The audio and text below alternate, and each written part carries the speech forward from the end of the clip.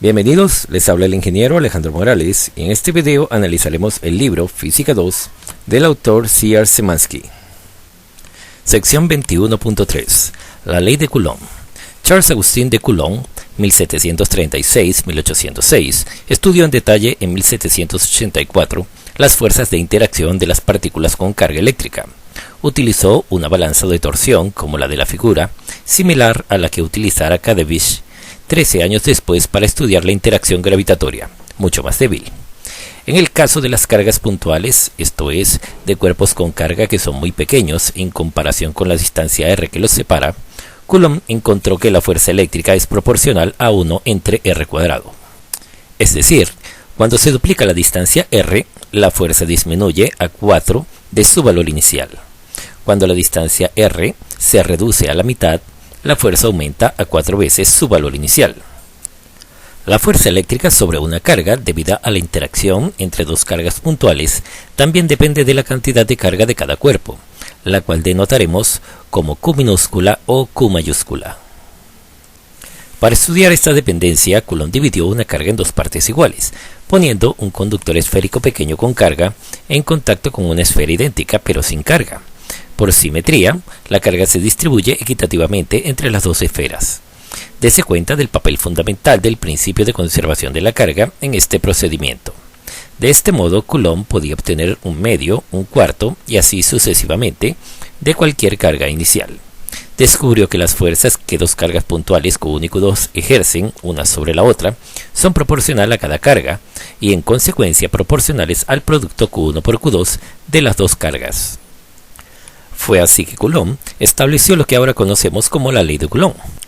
La magnitud de cada una de las fuerzas eléctricas con que interactúan dos cargas puntuales es directamente proporcional al producto de las cargas e inversamente proporcional al cuadrado de la distancia que las separa.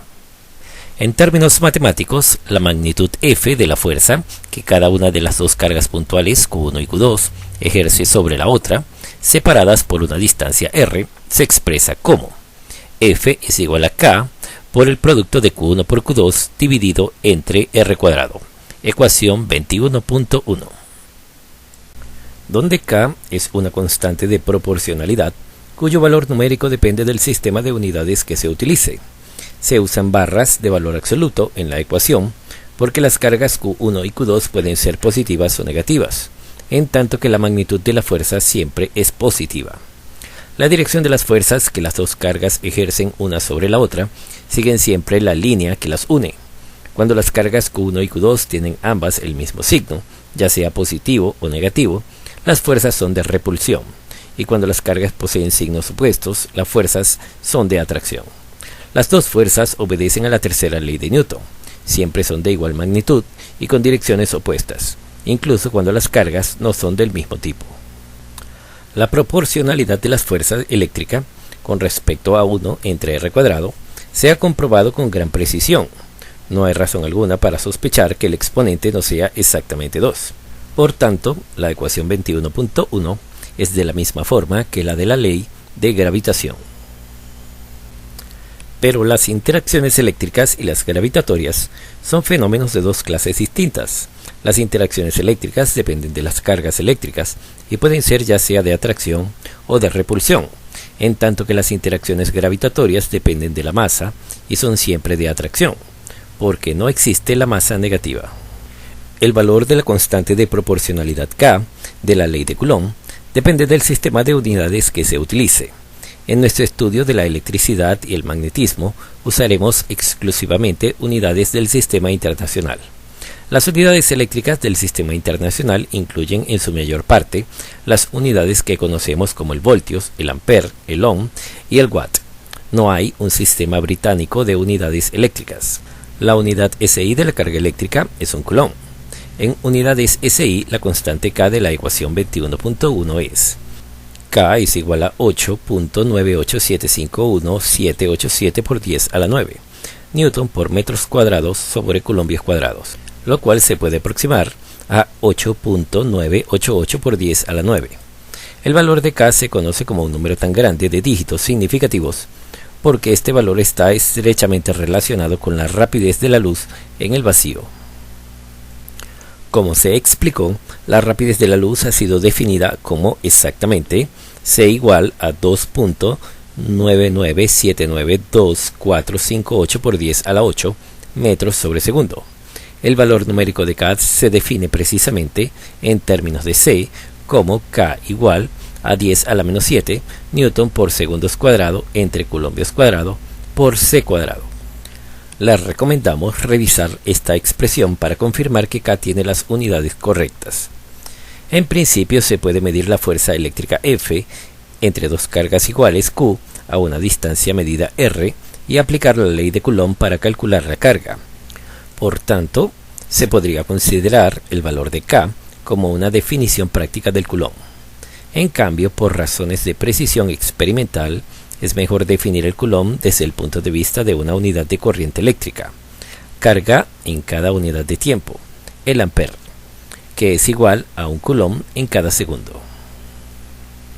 En unidades SI, la constante K de la ecuación 21.1 se escribe por lo general como 1 entre 4pi epsilon sub 0, donde epsilon 0 es otra constante.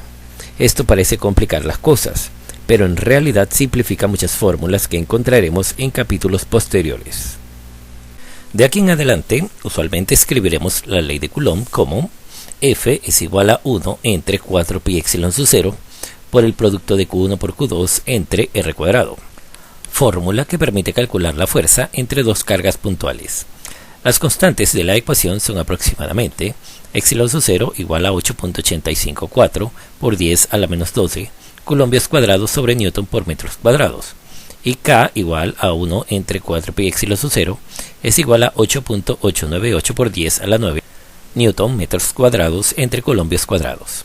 En los ejemplos y problemas usaremos con frecuencia el valor aproximado K igual a 9 por 10 a la 9 newton metros cuadrados entre colombios cuadrados, que difiere en no más del 0.1% aproximadamente del valor correcto. Un coulomb representa el negativo de la carga total de aproximadamente 6 por 10 a la 18 electrones. En comparación, un cubo de cobre de 1 centímetro por lado contiene de manera aproximada 2.4 por 10 a la 24 electrones. Por el filamento incandescente de una linterna de mano pasan aproximadamente 10 a la 19 electrones cada segundo. En los problemas de electrostática, esto es, aquellos en los que intervienen cargas en reposo, es muy poco frecuente encontrar cargas tan grandes como de un coulombio. Dos cargas de un coulombio separadas 1 metro ejercerían una sobre otra fuerzas con una magnitud de 9 por 10 a la 9 newton, o sea, cerca de 1.000.000 de toneladas. La carga total de todos los electrones de una moneda pequeña de cobre es aún mayor, de aproximadamente 1.4 por 10 a la 5 coulombios, lo cual demuestra que no podemos alterar mucho la neutralidad eléctrica sin utilizar fuerzas enormes. Los valores más representativos de carga fluctúan desde aproximadamente 10 a la menos 9 hasta 10 a la menos 6 coulombios. Con frecuencia se utiliza el microcoulombio. Un microcoulombio es igual a 10 a la menos 6 coulombios, y el nanocoulombio. Un nanocoulombio es igual a 10 a lo menos 9 coulombios, como unidades prácticas de carga. La ley de Coulomb, tal como la hemos expresado, describe solo la interacción de dos cargas puntuales. Los experimentos muestran que, cuando dos cargas ejercen fuerzas simultáneamente sobre una tercera carga, la fuerza total que actúa sobre esa carga es la suma vectorial de las fuerzas que las dos cargas ejercerían individualmente. Superposición de fuerzas. Esta importante propiedad, llamada principio de superposición de fuerzas, es válida para cualquier número de cargas. Con base en este principio, podemos aplicar la ley de Coulomb a cualquier conjunto de cargas. Varios de los ejemplos al final de esta sección muestran aplicaciones del principio de superposición. En términos estrictos, la ley de Coulomb, como la hemos expresado, solo debe aplicarse a cargas puntuales en un vacío. Si hay materia en el espacio que separa las cargas, la fuerza neta que actúa sobre cada carga se altera porque se inducen cargas en las moléculas del material interpuesto. Más adelante describiremos este efecto. Desde un punto de vista práctico, no obstante, podemos utilizar la ley de Coulomb sin cambios en el caso de cargas puntuales en el aire. A la presión atmosférica normal, la presencia del aire altera las fuerzas eléctricas con respecto a su valor en el vacío en solo aproximadamente una parte en 2000. Esto ha sido todo por ahora. Se agradece su atención y nos vemos en un próximo video. Muchas gracias.